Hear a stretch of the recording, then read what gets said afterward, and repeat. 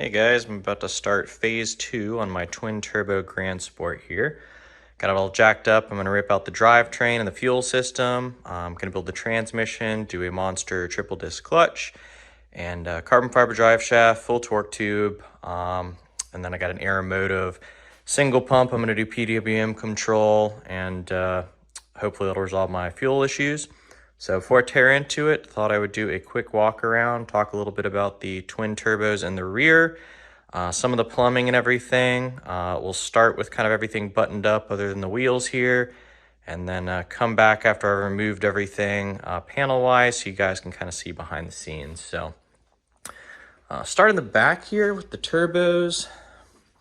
So I went with twin Garrett 3576s. I'll remove that plate that I made. It's just kind of perforated steel I did to hide some stuff. You can see my sump box dropping down a little bit. Ended up having to add that to help with turbo drains. And then I got a turbo works pump that just pulls that up and drops it on my valve cover. So we'll come back to that later. Both of the air filters are actually right behind that panel. They stay fairly clean. You can see the turbo there going to the compressor.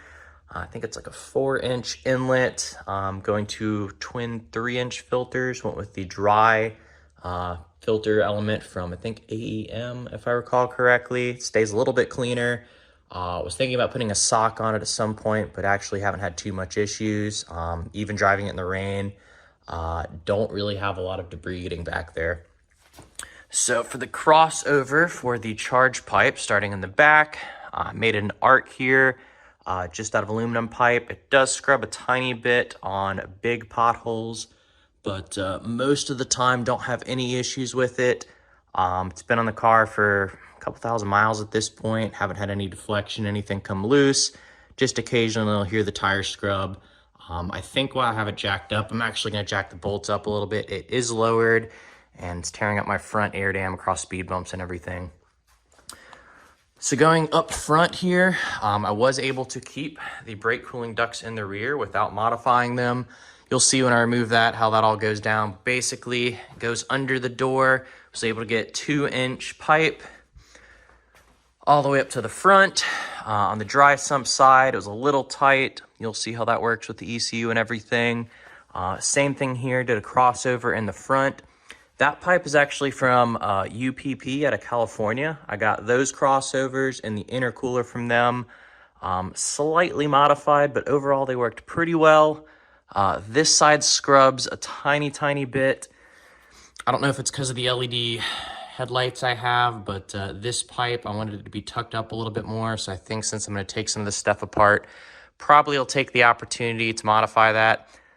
Those two pipes are the only pipes I did not fabricate myself, and I think I'm just going to tweak it a little bit, but they were good to work with. Overall solid product.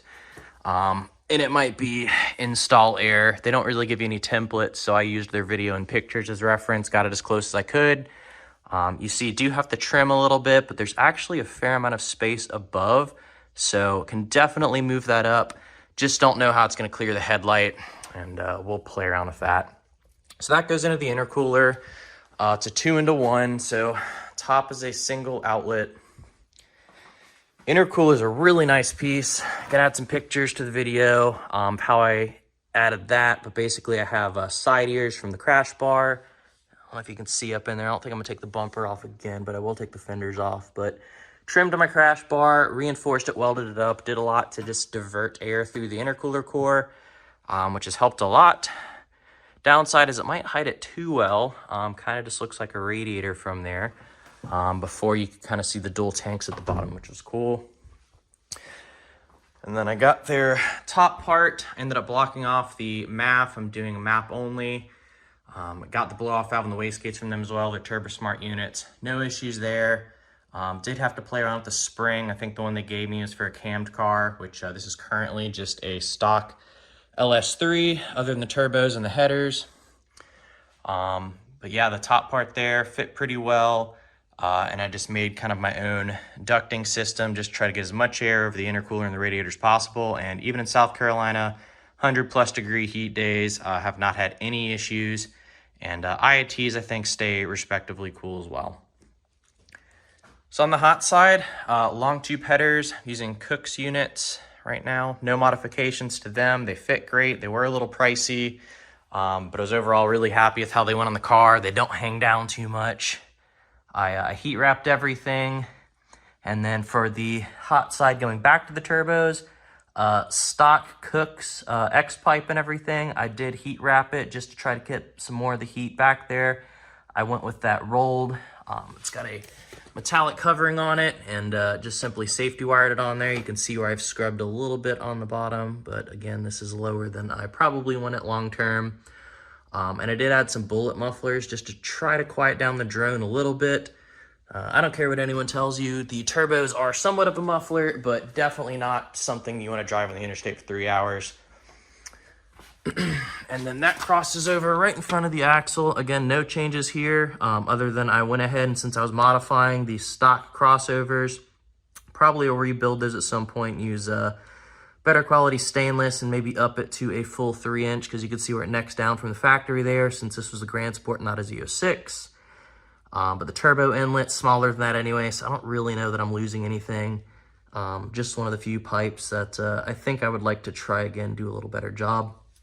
So that crosses over. You can kind of see through there where my wastegates are. They just drop down straight in front of the, right in front of the sway bar. Haven't had any issues with them hitting anything. Nothing getting hot back there. And I don't think it really sounds bad. Some people say that it sounds weird. I was originally going to do kind of 4 pipes out the back, but packaging-wise, it's just made it a whole lot easier to work on.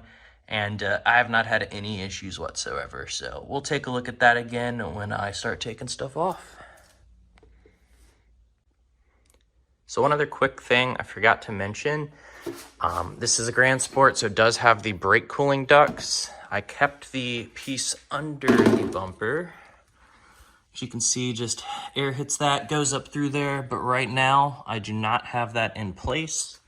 This is the factory plastic piece. It doesn't have any type of hose that goes to the back of this. They do make a kit for it. I have a different car that I track race. This is really just for fun on the street, so have not bothered with this yet, but basically this will not clear.